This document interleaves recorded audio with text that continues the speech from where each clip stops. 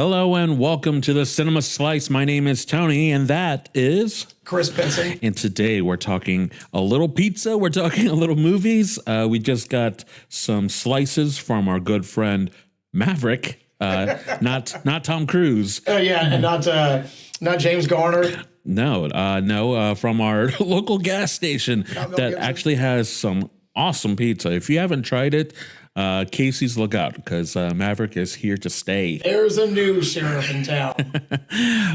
With that being said, we are going to talk some movies, in particular movie characters.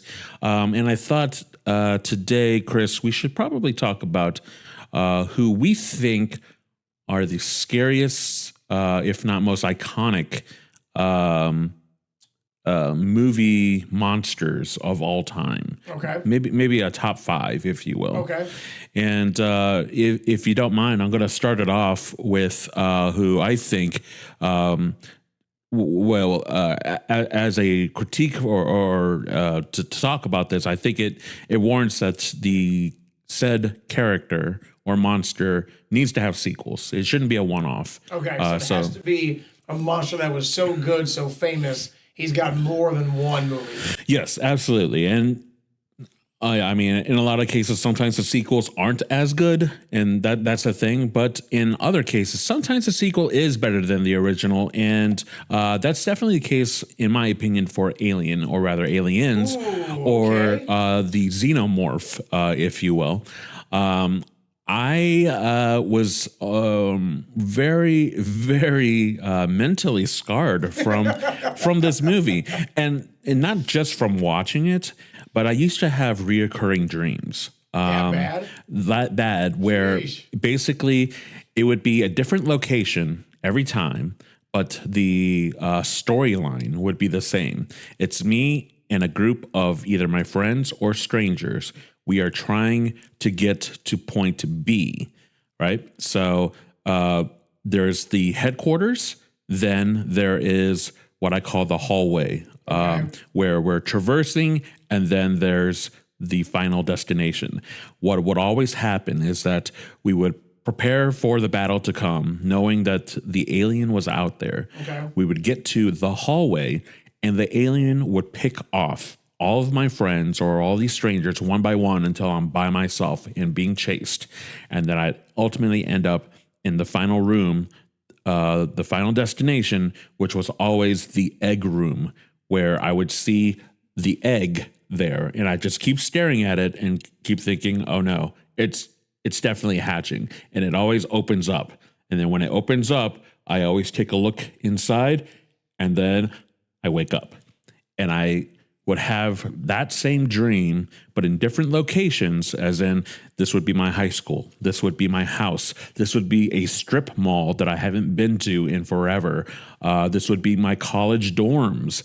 I would have this reoccurring dream throughout my life, being harassed by the Xenomorph. And I think that would be a sign that, hey, maybe this movie had some sort of impact with me, that somehow whatever is going on in my life that's traumatizing me to the point of visualizing that my trauma or my issues looks like a Xenomorph, says a good thing about this in particular character. Okay, so first off, which one, because we know there's multiple, as you mentioned, which alien is your favorite? And number two, I totally was waiting for you to try to jump scare me. Like I could peek inside me and waiting for you to jump off camera and try to scare me. I would not do that to you. That's their jobs. Their jobs are doing that. I think Aliens, as in Aliens 2, the second one, is the best one. I think a lot of people, where Alien was so awesome, where it's just, you're on a ship, there's an alien there, and there were so many issues with that movie because they didn't have the actual Xenomorph in time for shooting. They would only have pieces of it, but they had to continue shooting, so they would shoot just the tail or just an arm or just and they would shoot it with strobe lights and things like that, so that you couldn't see the full body. Yeah. And I thought that was what makes it so much more interesting. Right, was the that intrigue of what actually is this thing, right? Yeah, and one critique that I have with horror films that uses a monster is that sometimes when you reveal the monster, it is not scary at all. When you see a xenomorph and it opens up and has another mouth and it's just and then like you kill it and the blood is acid and all the other stuff. It is such an iconic creature, alien. It just sticks around. And so aliens, right? So now there's more of them. They develop the characters more. Ellen Ripley being, one of the best female protagonists, heroes, that we get in cinema against a formidable opponent that is the xenomorph of aliens. All right, fair enough. I did not expect this to be on this list. I was definitely thinking old school horror characters, so respect. I think it's a great pick because, as you talk about Sigourney Weaver, right, being there, right, fighting this thing, right, and then, of course, like the famous scene, I think it's number 2 you mentioned, that's where she's having the baby, and it turns out that a giant alien pops out. Is that correct? That is... that one has the scene where it's right there and opens it up, and then it has the mouth, the iconic chest burst. I mean, yes. that's from the original. Okay, Again, more terrifying. Just things that you're just not expecting, and it just adds more to the lore of this thing, right?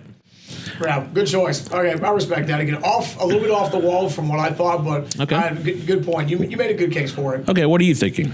Okay, so staying with a bit of the off the beaten path character, but staying in the realm of horror movie, this creature definitely invaded my nightmares as a kid in middle school and high school because it was the perfect setting that you think about all the time when you drive through Missouri and you pass a cornfield. None other than the Jeepers Creepers creature. Oh. This movie, when it came out in middle school, was absolutely terrifying. Because again, it brought to life everything that your mind makes up when you are driving down a dark road in the middle of Missouri and it's nothing but cornfields or just wild vegetation. Let alone in the daytime, where you can see all these things, right? And you see this big, giant, scary scarecrow sitting up there on that cross or on that mast. And you're thinking, whatever that thing came to life, wouldn't that be terrifying? Yeah. This thing did, right? And this thing, its sole purpose was that once every 23 or 27 years, this thing got to come back to life for a period of time. And like most characters, whether it's this character or like in The Mummy, it had to regenerate. So it needed victims. It needed some new blood. And the way that, again, and just like you mentioned with Alien, the way that they were able to disguise this creature for so long, but you could obviously see how terrifying it was. Yeah. And you could see the devastating impact. You're like, man, I don't even want to know if I want to see what this thing looks like when it's finally revealed. Yeah. And when it was like, whoa, somebody's got a dark place in their mind to think of this thing because it was terrifying. Yeah, I mean, throughout the whole movie, too, the kids are more or less being like harvested for like body parts, right? 100%, and it all just goes back to the Jeepers Creepers creature. Yep. Very, very like crazy concept of just being, I don't know, consumed or being used in that way. Yes. Definitely makes you not want to be anywhere close to cornfields or anything like that. And they tried everything to kill this thing. I mean, right? Like they ran it over, right? In the second one, they were shooting it with harpoons and all kinds of things.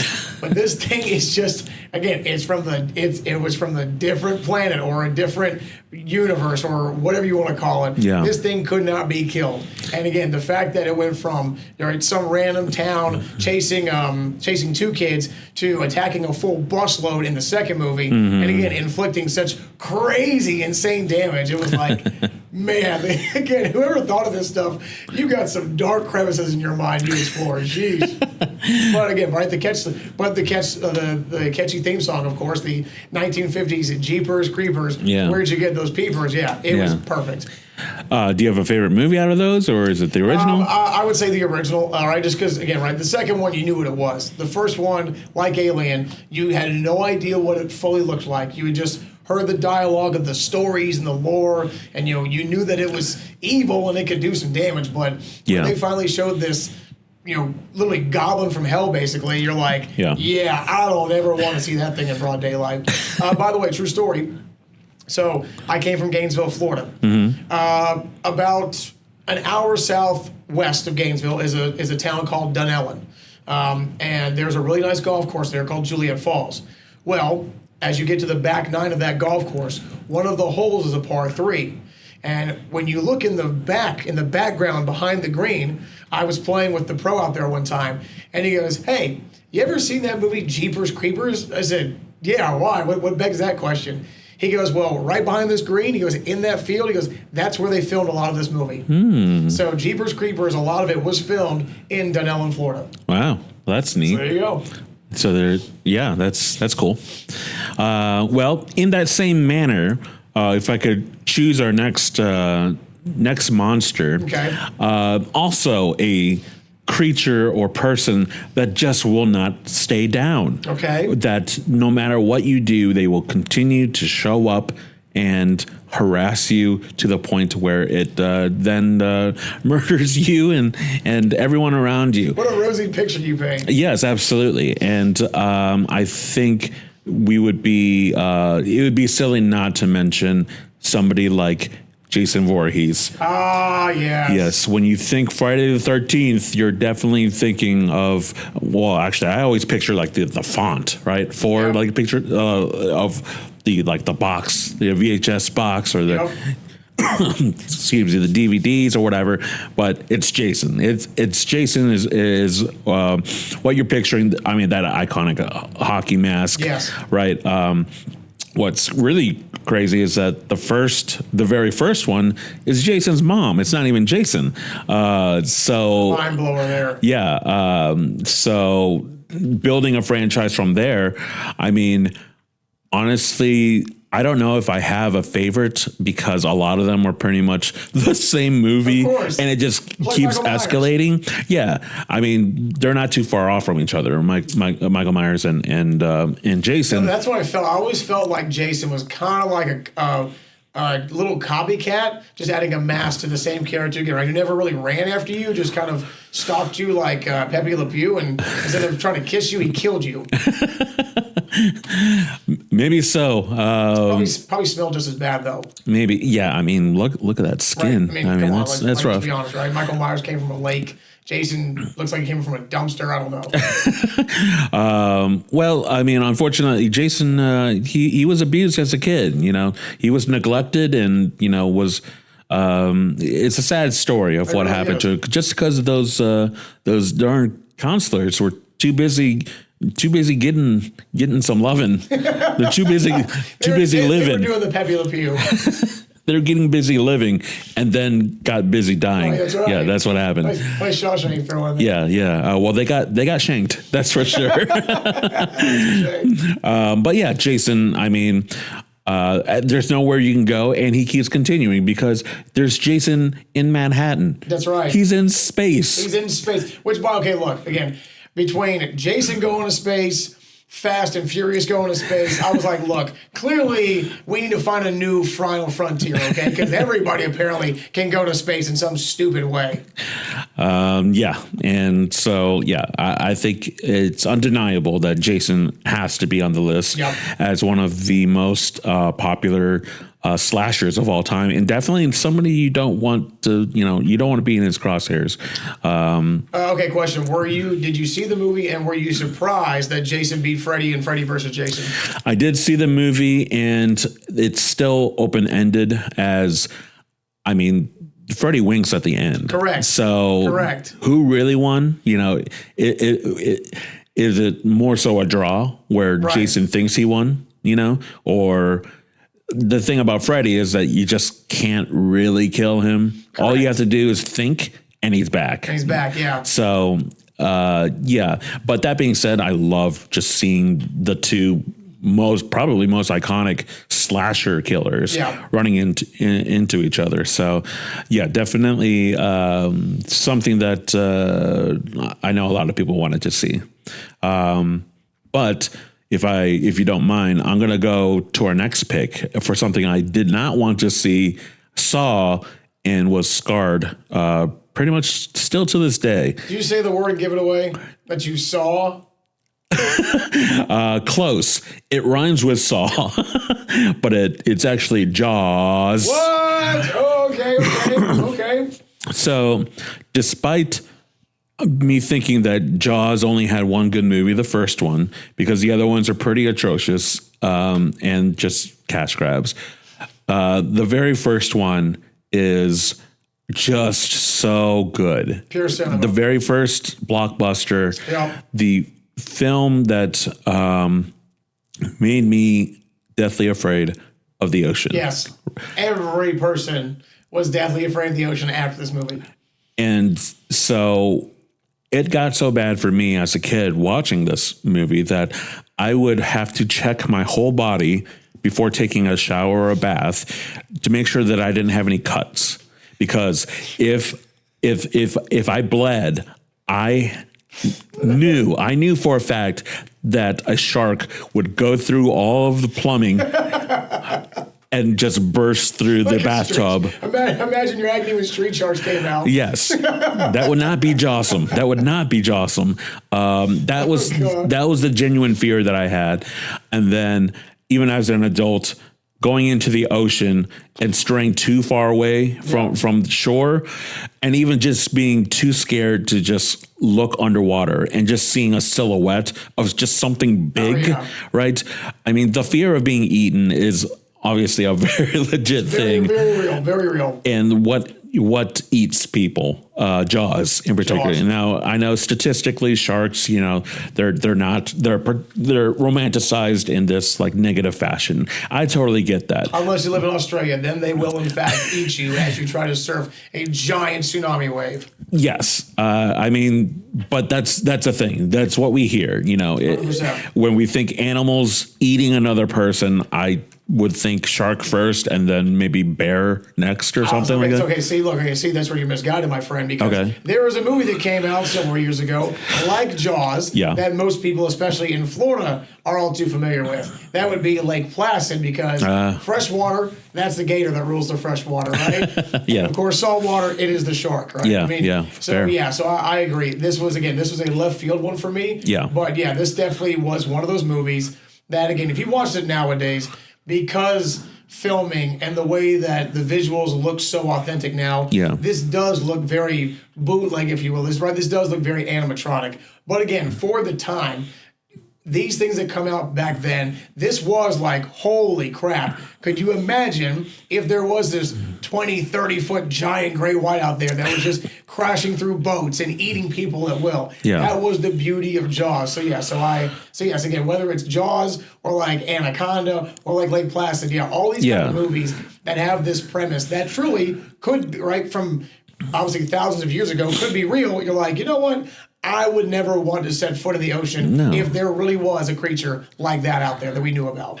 And I mean, if you have to second guess, I mean, I think a movie has done its job. 100%. I mean, the legitimate fear of the ocean, of being eaten, like it all stems from, like this movie. So, yes, and I can assure you, again, as somebody who grew up born and raised in Florida, on the east coast of Florida, that's where you have Daytona and New Smyrna and all that stuff. Yeah. New Smyrna is outside of, I think, I want to say this correctly, I think outside of Australia, I think New Smyrna has the second most shark attacks in the world. And again, New Smyrna on the east coast, it's dark, murky water, it's hot, coarse brown sand.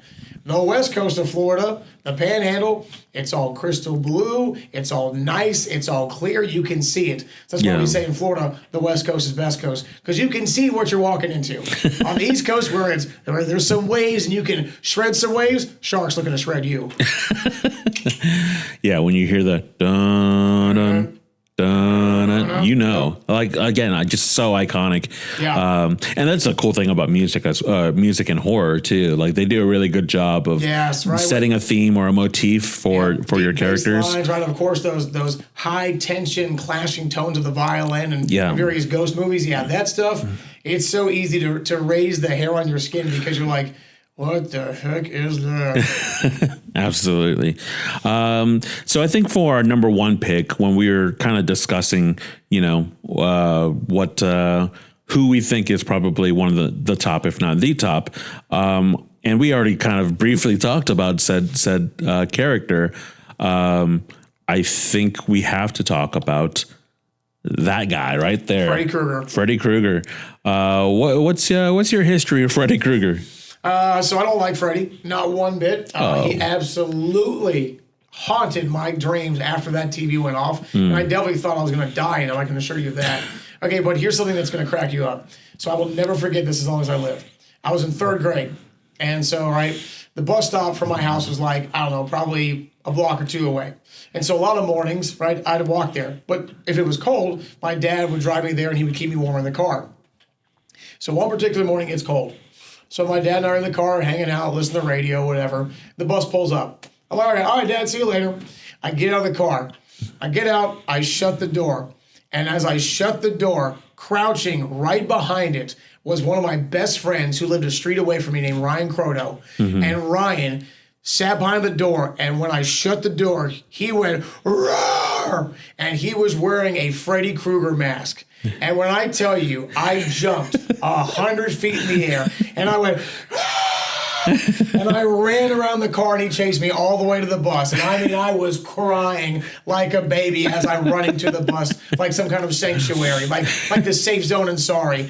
I could hear my dad with the window down laughing his butt off. And I will never forget that. So for the movie and for my friend Ryan Croto, I hate Freddy Krueger because he is by far the greatest slasher horror movie character in cinematic history.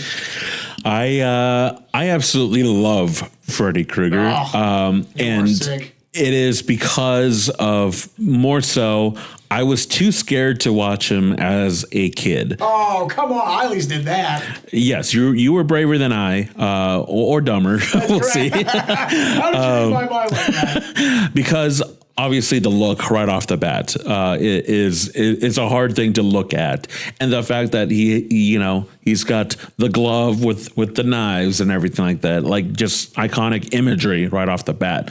But to me, the scariest thing about him is that all he has to do to come back and to exist is for you to think about him. Yep.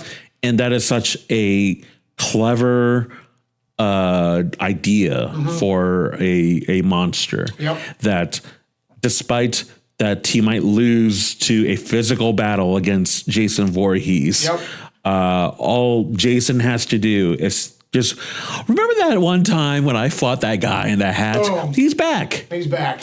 And that's what's really haunting about it, is that like you can go to bed and just think about it for a second, and you're like, and then you just think for a second, wait, like this is the opposite of what I should be doing right now. Right. Think about something else. And it keeps making you wonder, like, okay, is he real? Can he exist? Because in the later movies, they break that fourth wall where it's actors trying to do a movie about Freddy, and then they get, attacked by Freddy and everything, or not Freddy. Freddy. Just the concept of it all.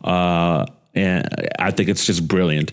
And again, he's a character that I really love because of just how he was designed, but also that he is, out of all the slashers, he actually has a personality. He does. He's kind of funny, he is, right? Because as you mentioned, Jason, kill you. Michael Myers, not much of a talker, right? No. Scream, not much of a talker unless you get him on the phone. That is a little different. He'll talk to you on the phone, right? Yeah. But outside that, Freddy, right? Freddy had a sense of humor. It really was cool to make this character, who, as you can see, right, is kind of wearing like straight up burnt and just messed up flesh. Yeah. So for him to have that kind of personality, mess with the look, the hands, and of course the iconic sweater, it's like, this guy is number one on the list. Yeah, it's undeniable. He is the top monster. And say what you will about other iconic monsters, even like your classic, your Draculas and the mummies and all the Universal monsters. Like, yes, they're iconic in their own way, but at no point am I like worried about a mummy coming to get me. You know what I mean? I'm not second guessing that when I'm not worried about Frankenstein right? or, Or like Dracula. they're iconic, but it was there for that time and that moment. And Freddy can exist in, at any point at any time. And I don't know, it's just fun like that. So, and obviously there's plenty of other characters that have come out and have done really, really well. I considered putting up Samara from The Ring. Because that movie really messed me up as well. That was a terrifying movie. That was a very scary movie. I was traumatized. I have a story. Would you like to hear my said story after watching The Ring? Sure. Without spoiling it. That movie is 20 years old. Just spoil it. Just spoil it. Okay. So one of the best scenes, the most iconic scenes, is her coming out of the TV, right? So that was actually ruined for me before seeing it. I was in line, and these two girls come out, and they actually say, when that girl came out of the TV, like I started freaking out, and they were just like talking about it, and I heard it. I'm like, are they talking about The Ring? Because like they just, so I was trying to put it out of my mind, right? Despite that, when that happened, still scared me. Scary as crap. Comes out and then it teleports, in front of you, right? Yep. So with that movie, after seeing it, after being totally freaked out by it and everything, I come back home. It's 2 a.m. And I go down to my family's office, which is down in the basement, and everyone's asleep. So I have to sneak into my house, go down into the basement, and go into the office. And I would type in AOL Instant Messenger on AIM and to talk to my friends and stuff. And while I'm typing and stuff, I'm hearing noise in the basement with me. Of course, it's the basement. Yes. The most terrifying place in the house besides the attic. But go on. I'm hearing noise and I'm starting to freak out because I'm okay. Like I just saw the movie. I saw the tape. I have 7 days. I'm not going to die in this moment, but I don't want, anything to happen. This is my thinking. Tell me right then and there, you manifested a will to your friends on AIM. I was telling them what I was going through, and here's what happened. I go check the basement to make sure that there's nothing going on. There's nothing going on. But at the time, again, just dating myself, I had a bunch of VHS tapes naturally lying everywhere, and I used to record wrestling, on TV. So I had a bunch of blank VHS tapes everywhere. No. So I'm like, oh no, and I keep staring at the TV, just thinking it's going to turn on, right? So I'm like, no, I'm freaking out. I go back into the office, shut the door, and I'm like, okay, I'm just going to ignore whatever's happening there.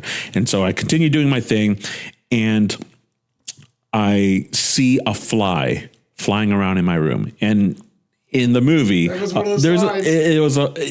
a fly that was on the monitor, and she's unsure, and then it's real. There's a fly flying around. So I'm like, oh my God, like what's going on here? I give myself I don't know if it was a panic attack or something, but my nose starts bleeding. Okay. So I am legit freaking out. 100% created. You have manifested the actual movie in your basement. It is happening scene by scene. What's happening to Naomi Watts is happening to me right now. So I'm too scared to go out of the office through the basement and back to my room. So I stay up until I hear my parents wake up at 6, 7 in the morning, and then sneak my way back into my room. And throughout the week, because I have 7 days before it happens, I am afraid to take any photos of myself just to prove that my face will be all smudged and everything like that. So what happens on day 7, you ask? What happens on day 7? Well, I completely forget about the movie and forget that day 7 was this day. Good. So, yeah. at day 8, I'm like, oh, wait a minute. I was supposed to die yesterday. Like, I'm good.